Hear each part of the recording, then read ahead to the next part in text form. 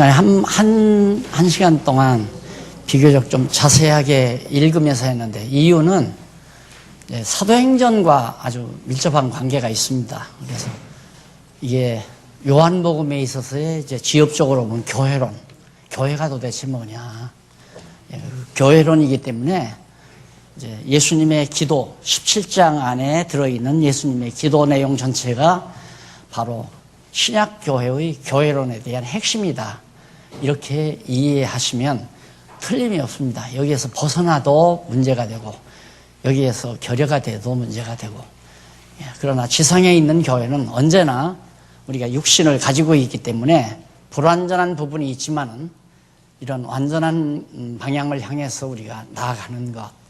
그래서 항상 지상교회 안에 아직도 육체를 쓰고 있는, 예수님은 승천하시지만 제자들은 육을 가지고 있기 때문에 성령이 오셔서 그 육신을 다스려 주지 아니하면, 다스리는 방법은 역시 지기, 여호와를 경외하는 지혜의 근본을 성령께서 강하게 역사하게 하소서, 그 지기로 하여금 인간의 심기를 다스려 서로가 그리스도 안에서 서로 사랑하고 이해하고 덮어주면서 주님의 몸된 교회를 이루어가는 그러한 진리를 잘 보여주고 있습니다.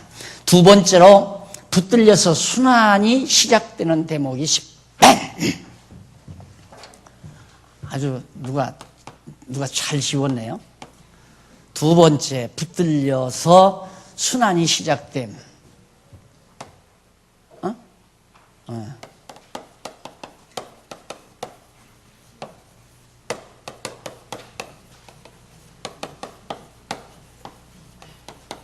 18장이죠. 여기는 어려운 건 없습니다. 교리적인 것도 없고 아주 사건 자체니까 간단간단 짚고 넘어가도록 하겠습니다. 여기 이제 순환이 하나님께로 가시기 위해서 순환을 겪잖아요. 마찬가지로 오늘 우리 교회도 마찬가지입니다. 이 지상에 있는 교회는 많은 순환을 겪어요. 우리가 이제 머지않아 요한계시록을 공부해 보면 알지만은 어떻게 지상의 교회가 이처럼 많은 순환을 겪어야 하나, 이럴 정도로 참 힘들 정도로 순환을 겪어요. 그리스도의 몸이 교회니까 그리스도께서 이 땅에 계실 때, 육신으로 계실 때 당하는 순환처럼 이 지상에 있는 교회는 호화로운 게 아니에요. 아무리 내가 성경을 뒤지고 찾아봐도 지상에 있는 교회가 호화롭고 영광스러운 교회가 아니에요. 온갖 순환과 고난을 당하는 그런 엄청난 고통을 감내해야 하는 교회가 지상에 있는 교회다. 그래서 거기 18장 내용에 넘어가 보면 우선 그 근거 한번 잠깐 보고 넘어가십시다. 7814페이지 중간쯤 보면 줄바꾼데 거기 세 번째 문단이죠. 일찍이 여호와 하나님께서는 욥으로 그가 까닭없이 재산을 빼앗기며 아들이 죽고 또 몸도 병드는 많은 고난을 당하도록 섭리하셨다. 그 욥의 고난이 바로 욥기서에 나오죠. 1장과 2장에 나오는데 뿐만 아니에요. 이스라엘 왕 다윗으로 사울로 인해 많은 고난을 당하도록. 그러니까 욥도 사실은 오실 그리스도 메시아, 그리스도 하늘로 승천하실 그리스도에 대한 모형이죠. 욥이. 그리고 다윗 왕도 만왕의 왕 되신 그리스도의 모형이고, 그러니까 다윗 왕도 사울에 의해서 많은 순환을 겪잖아요. 그러듯이 지상에 있는 교회 역시 그리스도도 결국 붙들려서 다윗의 실체, 다윗은 모형이지만은 또 욥의 실체, 욥이 모형이고, 욥과 다윗처럼 그리스도가 붙들려서 이제 순환을 당한다, 이제 그 얘기입니다. 그래서 구약의 이런 모형적인 언약이 실체적으로 예수님에 와서 이루어진다. 자, 18장 1절로 11절에 보면 붙잡으려고 온 군대와 하속들에게 자신의 신분을 드러냅니다. 자, 여기에 이제 신학자들이 예수님이 왜 자꾸 숨냐, 은닉을 하냐, 은닉, 그걸 어려운 말로 한문으로는 은닉이라고 그러죠. 숨는다. 그게 예수님께서 막 오면은 잠깐 피하잖아요. 잠깐 피하고 다른 딴 동네로 가시고. 그거에 대해서 학자들이 그 은익사상에 대한 신학적 문제가 상당히 큽니다. 근데 간단한 거예요. 왜 숨느냐. 여기는 숨는 게 아니라 드러내버려요. 내가 그리스도다.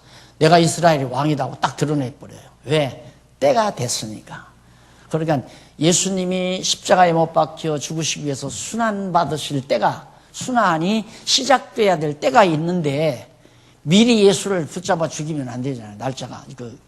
하나님이 정하신 때가 안 되면. 그러니까 그 때를 조정하기 위해서 예수님이 숨으셨다가 이제는 때가 오니까 스스로 예수님이 자기를 드러내시는 장면이 1절로 11절에 나오죠. 예수께서 이 말씀을 하시고 제자들과 함께 기드론 시내가로 나아가 거기 동산이 있는데 거기서 제자들과 함께 기도를 하죠. 하실 수만 있으면 이 쓴잔을 내게서 피하게 해달라 하면서 기도를 하는데, 그때 이제 4절에 보면 이제 동산에 가서 이제 가 있을 때 4절에 보면 예수께서 그 당할 일을 다 아시고 나아가 가라사대 너희가 누구를 찾느냐. 막 악당들이 몽둥이 망치 들고 예수를 잡으러 옵니다.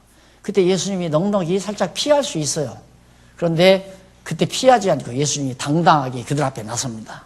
너들 누구를 찾느냐 하고 물으니까 대답하되 나사렛 예수를 찾는다. 그러니까 가라사대 내로라 하시니라. 그를 파는 유다도 저희와 함께 섰더라. 예수께서 저희에게 내로라 하실 때 저희가 물러가서 땅에 엎드려지는지라. 소위 세속적인 말로 하면 기합이죠. 자, 생각해 보세요. 막 자기들은 막 무기를 가지고 악당들이 막 예수를 찾으러 이렇게 왔는데 너들 누구를 찾느냐 그러니까 나사렛 예수 찾는다 그러니까 내가 예수다 이랬을 때 그 당당함 앞에 그냥 다 엎드려져 버리고 마는 거죠. 그걸 가리켜서 기가 세다 그러죠. 기가 세다. 심기예요. 심기가 세면 당당합니다. 교만한 거하고는 달라요. 교만과 당당함은 전혀 달라요. 당당함은 확고한 진리를 터전으로 하는 거고, 교만함은 인간 육체의 욕망, 그거에 의해서 나오는 거고 반대 개념이에요. 교만과 당당함은 완전히 반대 개념. 그러니까 예수님이 이제는 내 죽을 때가 됐다 다 아시고 다 알아요. 당신이 당할 고난도 다 알고 이제 다 알기 때문에 당신이 이제 곧 붙들려 순환을 당하지만 이제 부활 승천할 것도 다 아시잖아요. 그러니까 누구 찾느냐? 나사렛 내다. 어떨 거냐? 내다. 이렇게 해서 예수님의 순환이 시작이 됩니다. 자, 그 다음 거기 8절에 보면 예수께서 대답하시되 너희에게 내로라 하였으니 나를 찾거든 이 사람들의 가는 것을 용납하라 하시니 이는 아버지께서 내게 주신 자 중에서 하나도 잃지 아니하였삼나이다 하신 말씀을 응하게 하려 하십니다. 그러니까 예수님이 만약에 예수님이 수업 보면 제자들이 도리어 가서 곤욕당할 거 아니에요. 야 이놈들아 너 스승 어디 갔냐? 너들 따라다니는 그 예수 어디 갔느냐 하고 붙잡아 갔을 거예요. 그러니까 예수님이 앞에서 내게 주신 자들을 하나도 잃지 아니하였습니다라는 말을 예수님 스스로가 이루시려고 딱 나서서 내가 예수다. 나를 잡으러 왔으면 이들은 다 한 사람도 건드리지 말고 다 가게 해라. 얼마나 정확하고 분명한 내용입니까? 그래서 제자들은 다 가게 되고 예수님은 붙들리게 되죠.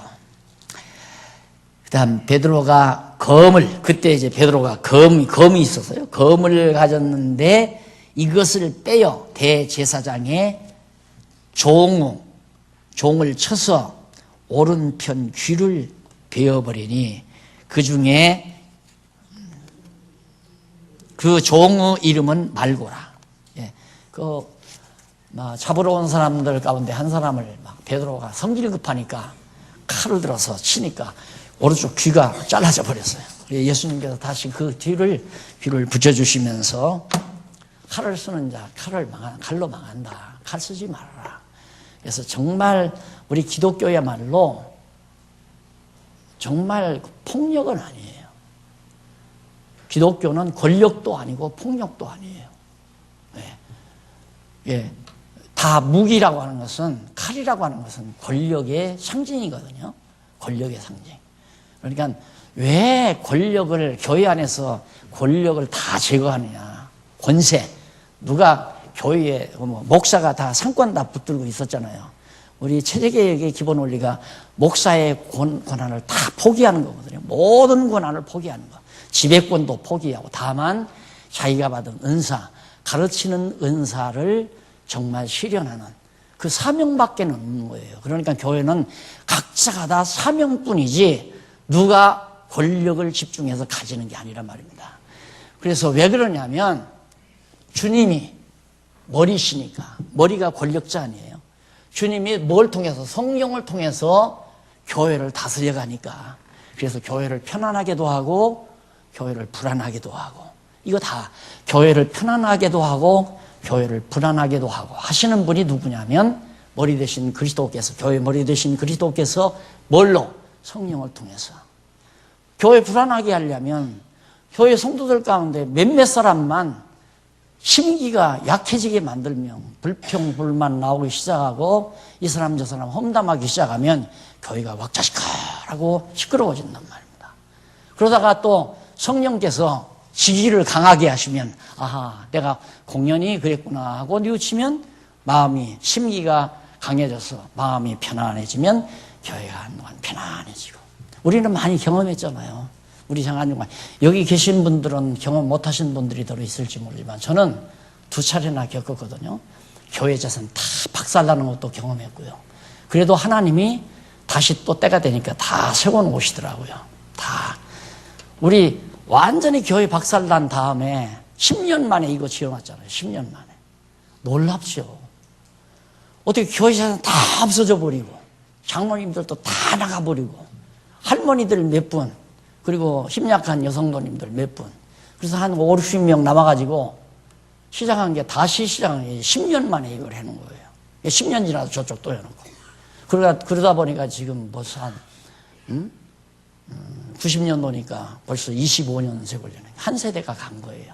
다 그때 경험하신 장로님들, 백장로님, 박술갑 장로님, 신관현 장로님, 다 이런 분들, 조재우 장로님 같은 분들, 이런 분들이 다 그 세대를 겪었는데 다 한 세대가 가신 거예요. 그리고 이제 그 세대들을 모르는 우리들도 지금 사실 교회가 이렇게 자리 잡아 가다 보니까 정말 하나님께서는 그렇게 해서 형통한 날, 곤고한 날, 평안한 날, 시끄러운 날 이렇게 주시면서 이제 교회를 자꾸 키워가시는 거죠. 그게 누가 하시느냐 하면 성령이 하시는 거예요. 이걸 또 인간이 뭘 어떻게 좀 바르게 해보겠다고 또 나서서 하면 교회 더 시끄러워져요. 싹 포기해버리고, 다 포기해버리고, 흥하는 것도 하나님의 뜻이요, 망하는 것도 하나님의 뜻이요.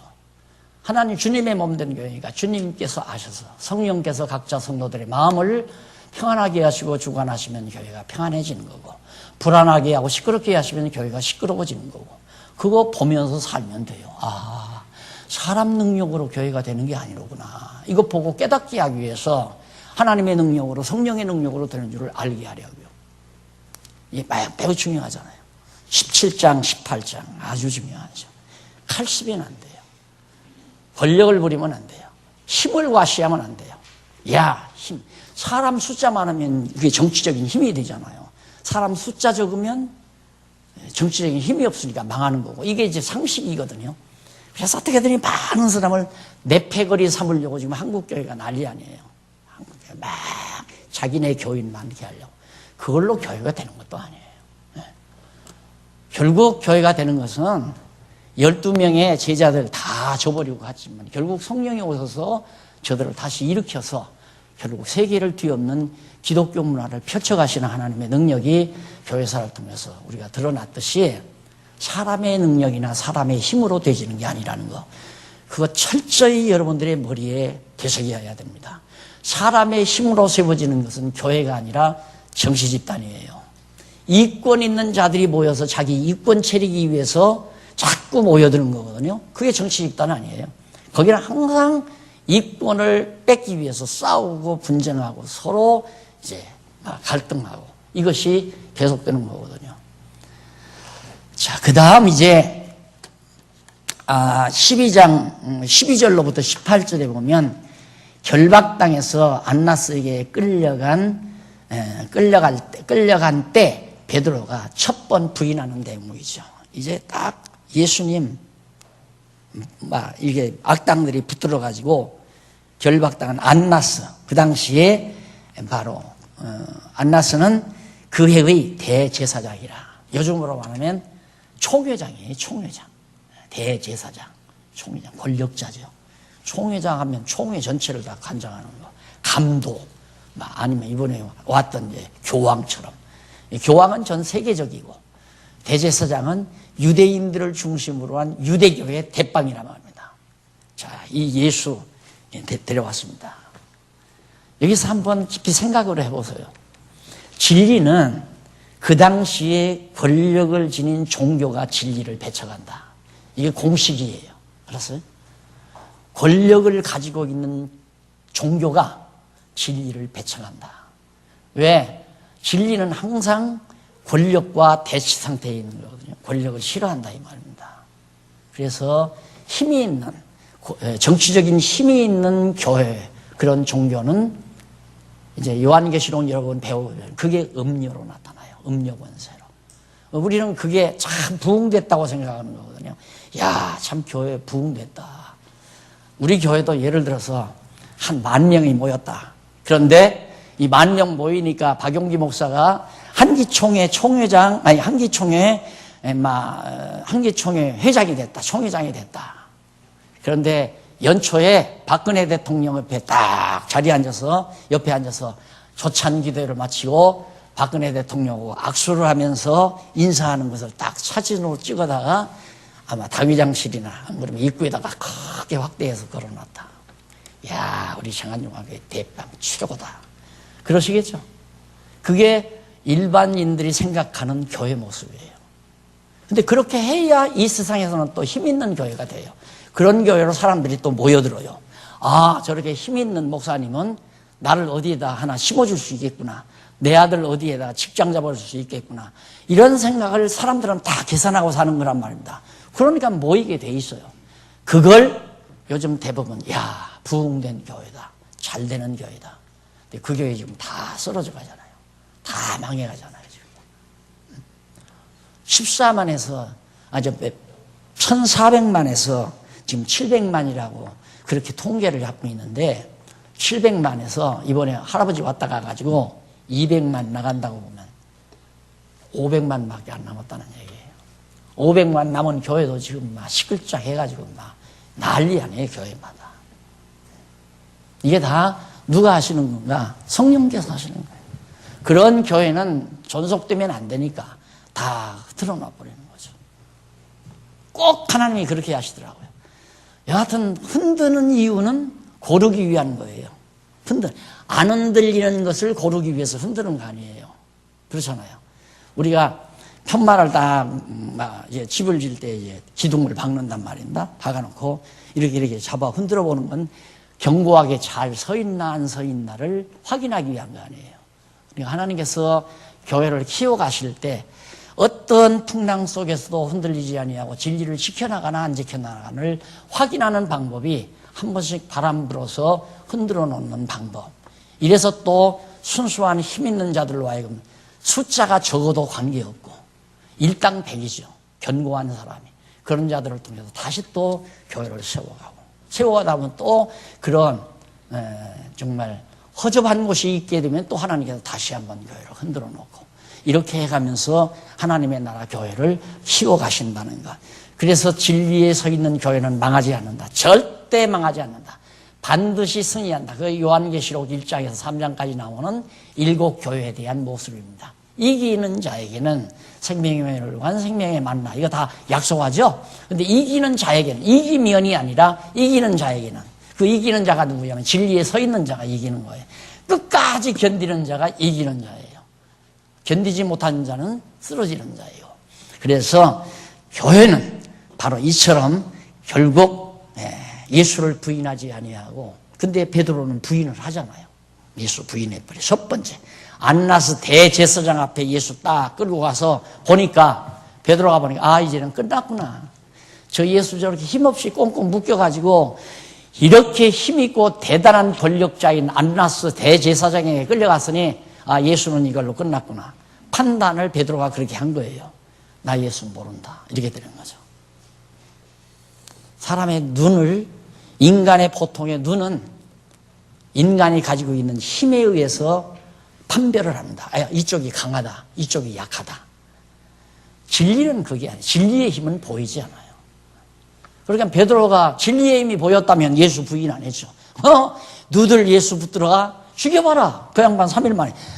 알았으면, 깨달았으면, 저 양반 죽여도 3일 만에 다시 살아난다면, 그래, 어쩔 거냐. 내가 예수 따라다니던 제자다. 이러고 나왔겠죠. 그런데 딱 타산해보니까 끝났어요. 이미 저렇게 센 대제사장 앞에 예수가 끌려갔으니까 소망이 있겠나. 야, 나도 고기나 잡으러 가자 하고 가버린 거죠. 하나님의 일은 인간의 육신의 눈으로 판단하는 거 아니다. 안 보이는 하나님의 능력을 보고 판단해야 한다. 자, 18장으로 19절 보면, 18장 19절로 27절에 보면, 안나스가 신문하고 가야바에게 보낼 때 두 번째 대제사장이 안나스인데, 그 당시에 유대교 대빵 대제사장은 사람을 죽이고 살리는 권한이 없잖아요.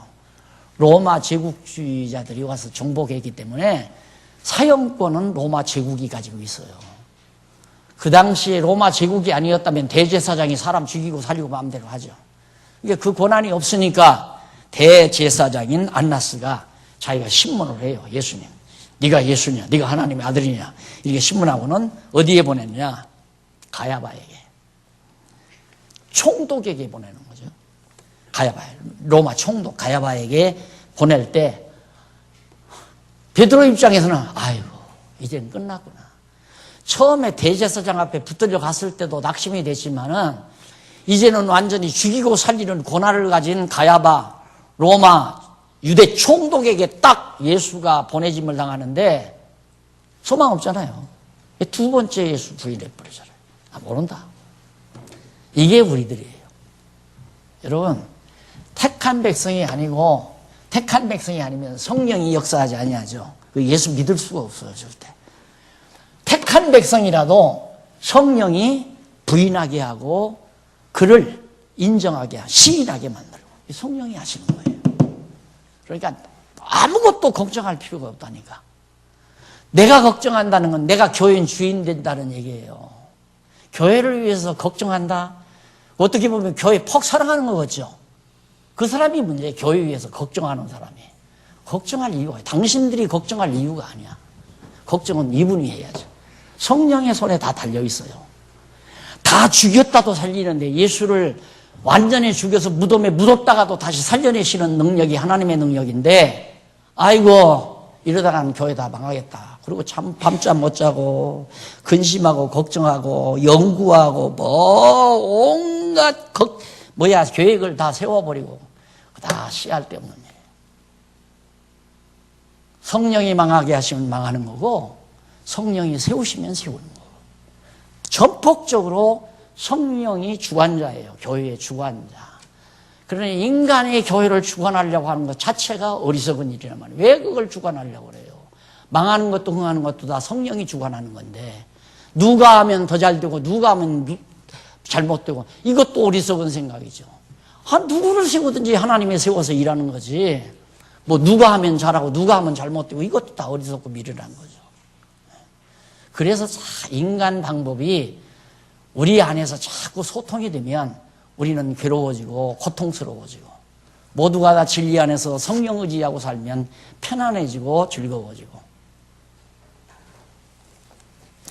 그래서 두 번째 베드로가 부인하는 결과를 가져옵니다. 자, 예수님께서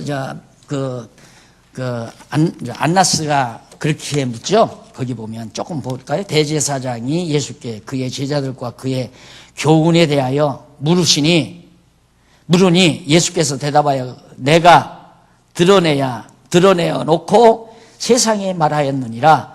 모든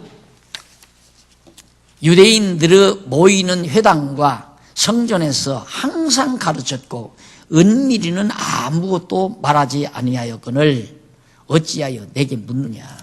안나스가 하나하나 예수님에게 물으냐. 예수님에게 물으니까 예수님이 당당하게 나 그거 다 세상에 있는 동안 너 회당에서도 하고 길거리에서도 다 가르쳤는데 그걸 왜 나한테 또 묻느냐. 그 몰라서 묻느냐 이 말이죠.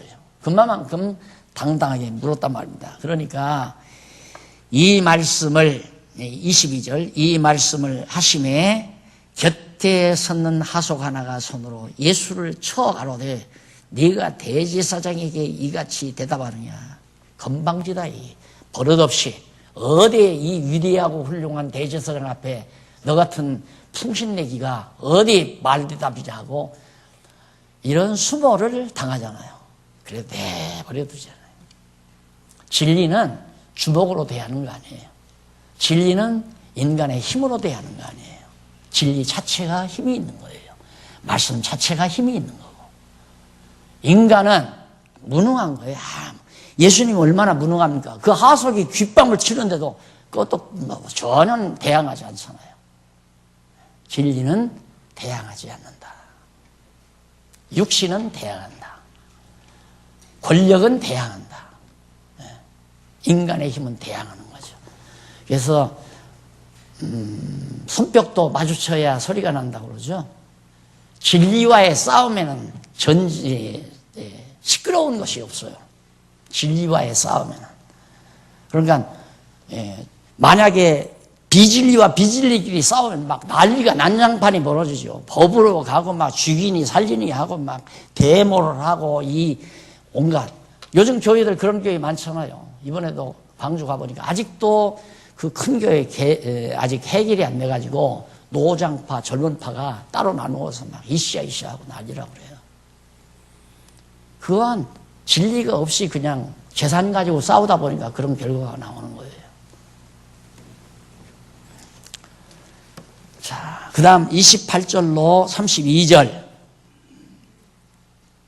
그래가지고, 예수님께서 왜 날 치느냐고 그러시면서 24절. 안나스가 예수를 길박한 그대로 대제사장 가야바에게 대제사장.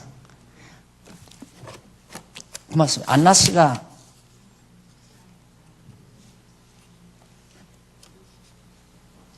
아까 안나스 나오잖아요. 대제사장 아니에요. 그렇죠? 먼저 안나스에게 끌고 가니 안나스는 그 회의 대제사장인 가야바의 장인이라. 안나스는 대제사장이 아니고 대제사장 가야바의 장인이라고 그래요. 장인. 아마 대제사장의 딸을 자기 아내로 맞아들인 장인은 대제사장의 아들에게 가야바의 장인. 장인이면 어떻게 돼요? 가야바의 딸을 자기 아내로 맞아들이냐죠? 실세죠, 그럼. 그러니까 실세 앞에 갔을 때 그러네. 이제 진짜 대제사장 앞에 안나스에게 가는 거죠. 가야바에. 그러니까 이제 부인했고, 그 다음 28절로 32절을 보면 유대인들이 가야바에게 빌라도에게로 끌고 가 고소합니다. 유대인들이 가야바에게서. 그러니까 대제사장에게 갔던 예수를 그때 두 번째 베드로가 부인했는데 세 번째 이제 빌라도 총독이죠. 유대 총독, 로마에서 파송한 유대 총독 얘기로. 왜 아까 말한 대로 총독 빌라도만이 사람을 죽이고 살릴 수 있기 때문에 그걸 끌고 간 겁니다. 그래서 가서 고소를 합니다. 고소해서 18장 33절로 40절에 보면 빌라도가 신문한 후에 죄가 없는 것을 백성에게 공포하죠. 여러분 잘 아시죠? 물어보니까 아무 죄가 없어요. 종교 문제예요. 유대교 자기들 종교 문제. 그래서 사실은 이때부터도 로마 때부터도 정치와 종교. 이건 절대 분리됩니다. 정치가 종교 간섭하면 안 돼요. 그리고 종교가 정치에 관여해도 안 되고. 그런데 오늘은 종교가 정치 집단이 돼버렸어요. 종교가 정치 집단이 됐다 이 말입니다. 왜? 거기에 장이 있고, 거기 각 위원회가 있고, 권력이 있고. 근데 이 정치 집단이 로만 캐토릭은 이건 세계적이란 말입니다. 그러니까 대한민국의 정치 지도자인 박근혜 대통령이 무엇 때문에 인천공항까지 마중을 나가느냐 이거예요. 아무 관계도 없는데 이거 관계하면 안 돼요. 관계하면 서로 다르니까. 그런데 왜냐면 이 종교가 타락해가지고 정치 집단이 되다 보니까 세계적인 여론을 좌우할 수 있어요. 이 로만 캐토릭이. 그러다 보니까 박근혜 대통령이 가서 초라한 모습으로 노인 양반으로 내와서 기식해보고 있다 이 말이에요. 나는 자존심이 엄청 구겼어요 진짜. 이게 종교가 부패하면 정치 집단이 된다. 그래서 내가 또 나오지만 우리 장안중앙교회를 정치 집단화시키지 않기 위하여 순수한 요한복음 17장에 나오는 교회와 같은 순수한 성경적 교회, 그 교회를 머릿속에 담고 수년 동안 장로님들과 상의하고 계획해서 결국 지금 하나하나 올바른 교회 모습으로 가려고. 정치와는 전혀 관계없는. 정치하자면 여기 법이 나와야 돼요. 법은 조직이 나와야 되고, 법적인 조직이 나와야 되고, 조직으로 권력이 주어지고, 조직에는 권력이 주어져야 돼. 이게 정치 집단이란 말입니다. 우리 과거 체제개혁 전에는 다 그렇게 했잖아요. 당회장이 최고의 권력자였죠. 상권 다 거머쥐고 갈 수 있는. 나는 안 했지만 일반 교회에서는 그렇게 했잖아요. 이게 내가 안 하니까 그 권력이 장로님들에게 돌아가는 결과가 되어지는 거고, 또 위에 조직의 임직원들에게 권력이 돌아가게 되고, 이러다 보니까 성도들이 거기에 눌려 살아야 되고, 자유함이 없고, 서로 경쟁하게 되고, 힘이 겨루기 시작하고, 이건 교회 아니에요. 이제는 모두가 다 그리스도의 지체로서 각각 은사 따라 자기 일을 할 뿐더러, 자기가 맡은 은사 따라 맡은 자기 일을 할 뿐더러 자기 일을 하고, 그 다음 여유가 있으면 남의 일도 돌아보고, 남의 일 간섭하라는 게 아니에요. 돌아봐서 협력해 주어라. 내 일 다 끝나면, 내 일을 내가 다 했으면 남의 일도 좀 협력해 주어라 그 말입니다. 예, 절대 교회는 남의 일 간섭하는 게 아니에요. 각자 자기 일만 성실하게 해나가고, 자기 일을 자기가 다 완수했을 때는 힘약한 분들이 하는 일을 거들어주는 것, 그것만이 있어야 된다. 이것이 교회가 말하는 순수한, 성경이 말하는 순수한 교회입니다. 그러니까 이거 정치와 종교는 절대 분리되어야 된다. 그런데 우리 장안중앙교회는 기독교 아니에요. 교회인데 이게 문제가 되는 경우는 이놈의 땅덩어리, 재산덩어리가 있으니까 문제가 된다 이 말이에요. 재산덩어리는 사실은 이게 교회가 아니잖아요.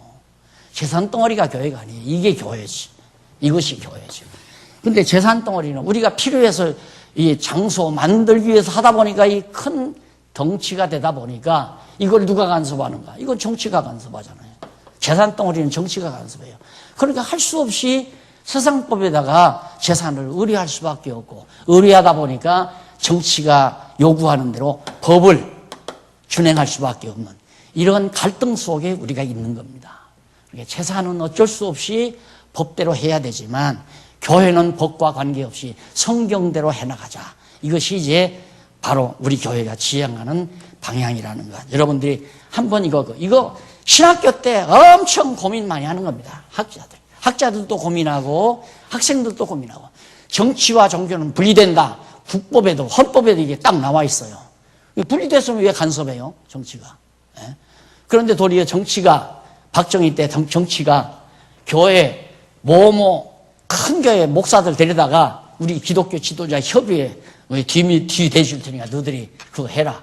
그래서 한기총이라고 하는 기독교 지도자 협의회를 만든 거예요. 그래가지고 매 교단마다 1년에 1,000만 원씩 너희들이 받아다가 경비로 써라. 그러니까 얼씨구나 좋다 하고 정치가들의 힘을 얻고 종교 집단을 크게 한기총이라고 하는 총회를 만든 거예요. 그래서 거기 지금 총회장 하나 하려면 10억 이거 정치자금으로 안 쓰면 안 돼요. 한 10억씩 해서 거기 표 얻으러 오는 분들에게 한 500만 원씩, 100만 원씩 막 그 뭐 신문 기자들에게, 신문 뭐 사장들에게 100여만 원씩, 그 표 찍을 수 있는 총무들에게는 한 200만 원, 300만 원씩 그렇게 주고 호텔 잠자리 시키고 그짓 해가면서 지금 기독 한기총 총회장을 만든다.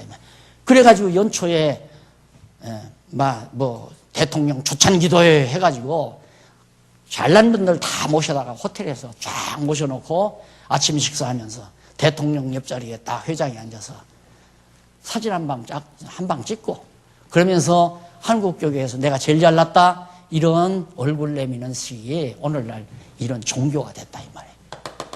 이게 정말 진리를 사랑하는 우리들의 마음을 아프게 하는 모습이죠.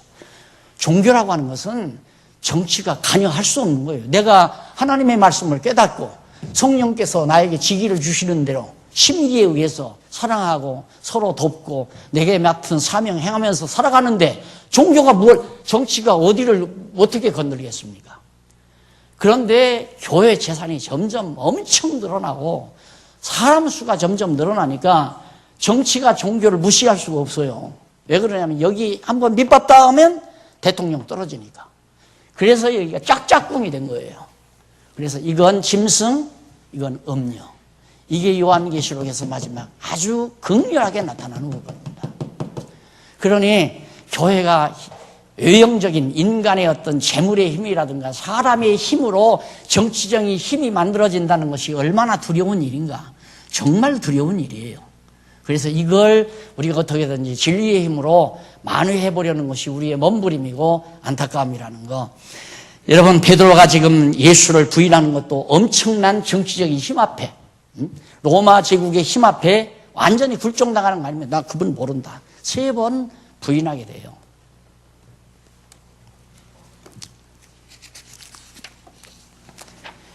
그래서 빌라도가 이제 예수 영접해 가서 내가 보니까 이 사람 아무 죄 없다. 공포하니까 미칠 일 아니에요. 유대인들은 지금 막 이놈 죄인이라고 민간들을 다 막 선동시킨 죄인이라고 해서 십자가의 못을 박아 죽여야 되겠는데 정작 최고 고등법원에 왔는데 대법원에 왔는데 빌라도가 아니다 이 말이에요. 내가 물어보니까 아무 죄 없다. 종교적인 문제다. 내가 종교적인 문제를 내가 왜 타치하느냐 이 말이에요. 완전히 다르니까. 이렇게 로마 제국이라고 하는 대제국도 순수한 종교 문제는 다루려고 하지 않았는데 세상을 하다 보니까 이제 오늘날 로만 캐토릭이라고 하는 엄청난 종교 세력이 만들어지잖아요. 그리고 이제는 이 세력을 더 키우기 위해서 감리교도, 성결교도, 불교도, 유교도 모든 종교 집단을 전부 하나로 묶자. 그래서 종교 다원주의를 만들어가지고 엄청난 종교 세력을 키워야 정치를 대항할 수 있잖아요. 그러다 보니까 나중에는 요한계시록에 해보면 음녀가 짐승 타고 놀잖아요.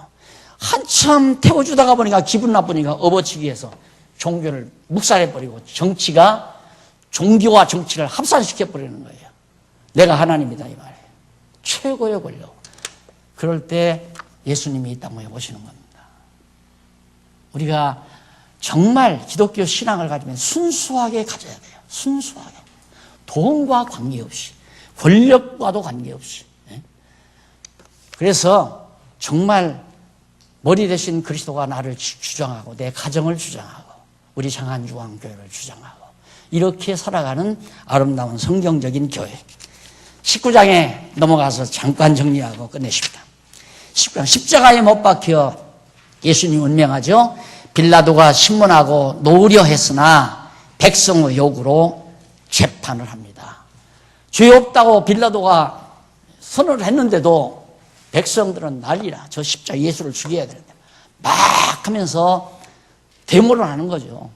그러니까 빌라도는 겁이 난 거예요. 왜냐하면 자기를 이제 유대에 보내가지고 유대 나라를 평탄하게 잘 이렇게 다스려 주어야 로마 제국이 편안하잖아요. 유대 나라가 평안하면서 세금만 좀 많이 걷어가지고 상납만 잘하면 정치 잘하는 거예요. 빌라도는. 그런데 보니까 막 백성들이 들고 일어나니까 만약에 이 소식이 로마 제국 황제에게 들어가면 자기 목이 달아나기 위태롭잖아요. 아휴, 난 모르겠다. 난 손 씻어버리고 그냥 너들이 알아서 해라 그러면 죽이든가 살리든가. 그러면서 어정쩡하게 빌라도가 처신을 해버리잖아요. 빌라도 여기 막 하면서 항의를 하니까. 그래가지고 결국은 예수는 빌라도가 그랬죠. 야, 너희 중에 지금 죄수 하나가 있는데 죄수를 놓아줄 거나 예수를 놓아줄 거냐 그러니까 예수 죽이고 죄수 놓아줘라 이거야. 그래가지고 결국 예수가 죽지잖아요. 여기까지 하나님의 섭리는 간다. 죽였다가 살리신다. 망하게 했다가 흥하게 하신다. 항상 기억을 하셔야 됩니다. 그러니까 가정도 마찬가지예요. 내 개인 생활도 마찬가지고 내 개인 생활도 마음의 평안이 사라지면 하나님이 나를 한번 시련을 줬다가 일으키시려는가 예감을 해야죠. 한 가정도 마찬가지예요. 가정의 평안이 깨져버리면 하나님이 이 가정을 헐으셨다가 세우시려는가 죽였다가 살리고 흩었다가 모으시고 이게 하나님의 섭리니까 그런다고 두려워할 필요는 없어요. 왜? 아주 망하게 하시는 법은 없으니까 반드시 흩었다가 모아놓으시고 넘어지게 했다가 일으켜 놓으시고 병나게 했다가 낫게 하시고 망하게 했다가 흥하게 하시고 이게 하나님의 섭리니까 망하는 것도 겁날 것도 없고 흥한다고 해서 자고할 것도 없고 모든 범사 하나님께서 나를 나되게 하기 위해서 이끌어 가신다 생각을 하고 살아가야 하는데 그러니까 항상 인간적으로 생각하면 마음의 평안이 이루어지는 것만큼 사실 두려운 건 없죠. 내게 시련이 올려는가 보다. 내 마음의 평안이 잃어버려지면 하나님께서 나에게 시련을 주시려는가 보다. 또 한 집안의 평안이 잊어버려지게 되면 역시 마찬가지고. 그래서 평안을 잃는다는 게. 그래서 바울도 항상 은혜와 평강이 너희에게 있을지어다. 큰 마지막 기도가 그거네. 평강이 그만큼 좋은 거기 때문에. 십자가에 못 박혀 신문하고 노려했으나 백성의 요구로 재판을 하죠. 재판을 하면 여전히 죄가 없잖아요. 죄가 없는데 거기 이제 예수님께서 빌라도가 4절에 보면 빌라도가 다시 밖에 나아가 말하되 보라 이 사람을 데리고 너희에게 나오나니 이는 내가 그에게서 아무 죄도 찾지 못하였다. 그러니까 원래 이제 예수님의 죽으심은 죽음 아니에요? 죽음은 사실 제물로 죽으시는 거거든요. 제물. 우리 택한 백성들의 죄를 대속에게서 제물로 죽으시는데 죄물은 흠이 없어야 돼요. 아무런 흠이. 죄가 없어야 된다 이 말이에요. 그러니까 이방 총독 빌라도가 예수를 보아도 죄가 없다 이 말이에요. 그러니까 오늘 우리의 대속주 되신 그리스도임이 너무 분명하죠. 아무 죄 없는. 죄 없으신 분이 죽지 않아요. 욥도 까닭 없이 죽은 것처럼 모형적인 그리스도의 모형이신 욥이 아무런 까닭 없이 망한 것처럼 예수님도 아무런 죄가 없이 우리 죄를 대신해서 죽으신다. 그런 얘기입니다. 그런 내용들이 지금 그 이후의 내용들은 여러분이 많이 아시는 내용이지만 거기 한번 6절 대제사장들과 하속들이 예수를 보고 소리질러 가로되 십자가에 못 박게 하소서. 십자가에 못 박게 하소서. 군중의 군중심리예요. 항상 조심해야 됩니다. 군중 이건 인본주의의 대명사예요. 군중이라고 하는 것은. 그러니까 우리나라도 보십시다. 민주주의 하다 보니까 일단 군중이 시청 앞 광장에 몇십만 모였다 하면 청와대가 흔들흔들해요. 청와대가. 그래서 군중이 제일 무서운 거거든요. 예수님 때도 군중이 제일 무섭잖아요. 그러니까 교회가 타락하는 것도 군중이 타락시키는 거예요. 군중이. 그러니까 한국교회 보세요. 숫자 몇십만 모인다고 하는 교회 때문에 한국교회가 무너지잖아요. 몇만씩 모인다는 교회가 다 부패했잖아요. 이 군중이 무서운구나 이 말입니다. 그래서 예수님이 넓은 길 가지 말고 좁은 길 가라고 당부하신 말씀의 진리를 우리가 깊이 생각할 수가 있는 거죠. 왜 군중이 무서운가? 군중은 상식적이니까.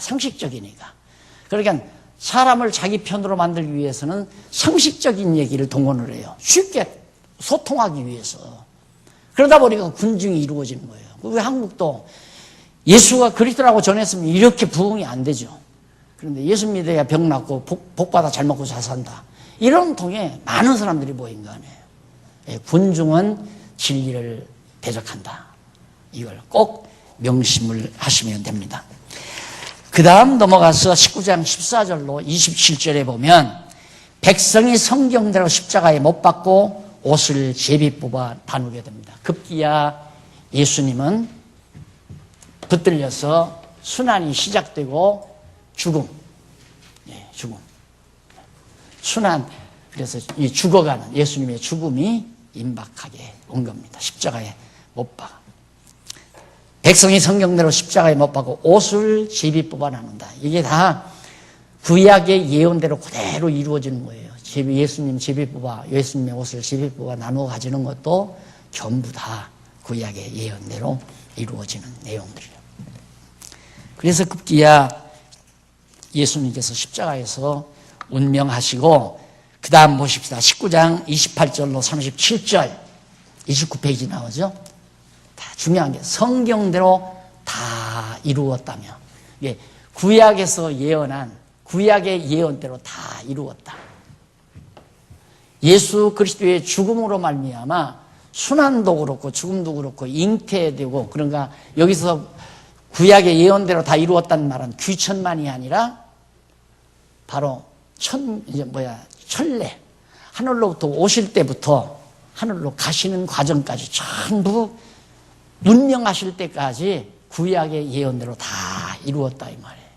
전부. 그러니까 구약은 전부 그리스도의 죽으심에 대한 예수 그리스도의 죽으심과 살으심에 대한 하나의 예언 사건이라고 그랬잖아요. 그러니까 선지자들이 예언한 흩으시고 모으시고, 그다음 때리시고 싸매시고 헐으시고 세우시고 이런 일들이 모두가 다 예수 그리스도 죽으시고 부활시키실 하나님의 섭리에 대한 하나의 예언적 내용으로 우리에게 받아들여진다 하는 것도. 오죽하면 뼈도 꺾이지 아니했다. 왜?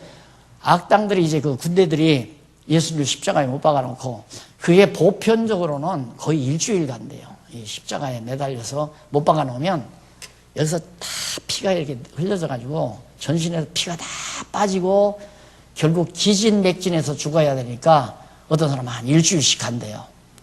그런데 예수님 십자가 거기 악당들도 다 해서 같이 못 박아놓고 와서 운명했나 안 했나 이렇게 본 거예요. 그걸 운명했나 안 했나 보기 위해서 다른 자들은 다 다리를 꺾어보고 막 팔도 꺾어보고 다 하는데, 예수에게 와서는 팔과 다리를 꺾는 게 아니라 창으로 옆구리를 푹 찔러봤어요. 그러니까 물과 피가 따로, 피가 이렇게 엉겼다가 물은 물대로 쏟아지고 피는 피덩어리로 쏟아진다 이 말이야. 그 말은 죽었다 그 말이거든요. 그러니까 뼈를 꺾지 않았다 이 말이에요. 예수님의 뼈는. 그게 구약 성경에서 선지자들이 뼈를 꺾지 아니하셨다. 예수님이 뼈를 꺾지 않고 죽으셨다고 하는 걸 예언대로 그대로 성취된 것이다. 그러면 그 창으로 옆구리 찌른 자가 그 구약 성경을 보고 이 사람이 예수니까 그리스도니까 뼈는 꺾지 말자. 그래서 그런 게 아니거든요. 그냥 옆구리로 창을 찌른 것도 다른 사람이 꺾으면서 거기만 또 안 꺾어요. 다른 사람 다 꺾었으면 예수님도 꺾어봐야지. 그런데 예수님 옆구리 창을 찔러서 물과 피가 따로 쏟아지니까 이거 죽었구나. 그렇게 해서 예수님이 죽음을 맞이하게 됐다는 사실. 그러자 19장 38절로 42절에 보면 아리마대 요셉이 시체를 가져다가 자기 무덤에 장사 지내게 됩니다. 결국 예수님께서 죽으시면 무덤도 다 미리 부자의 무덤에 묻힐 것 선지자가 예언했잖아요. 그대로 그것도 그렇게 된 거예요. 아리마대 요셉이라는 부자가 자기가 죽으면 묻히려고 준비해 놓은 무덤에다가 예수를 장사 지냈다. 이렇게 해서 예수님의 죽으심이 다 순환과 죽음. 다음 시간에는 부활과 승천에 대한 얘기를 요한복음 20장부터 사도행전 1장 11절까지 거기까지 읽어오시면, 미리 한번 읽어오시면 강의 듣기가 훨씬 부드러울 겁니다. 어떤 분은 예습하는 분이 있고 어떤 분들은 아마 복습하는 분들이 있는데 예습도 좋고 복습도 좋지만은 예습이 내가 볼 때는 더 좋을 것 같아요. 미리 읽어보시면 알아듣기가 훨씬 편고 예습, 복습은 공부하는 사람들에게 필수적인 것이라고 그렇게 생각을 합니다. 다음 시간에 만나기로 하고 오늘 강의 여기서 마무리합니다. 기도하십시다. 자비하신 아버지 하나님 감사합니다. 우리에게 눈을 뜨게 하소서 진리를 보게 하시고 깨닫게 하소서 주님의 몸된 교회 지체가 이루어지도록 하신 것을 감사드립니다. 오늘 우리는 그리스도 안에서 한 지체이기 때문에 누가 누구를 지배하는 것이 아니라 우리는 서로 사랑의 관계고 이해의 관계고 협력의 관계라는 것을 잘 알고 있습니다. 하나님 아버지 간절히 소원합니다. 순수하게 하나님의 말씀에 입각한 교회가 되게 해 주시옵소서. 예수님 이름으로 기도드립니다. 아멘.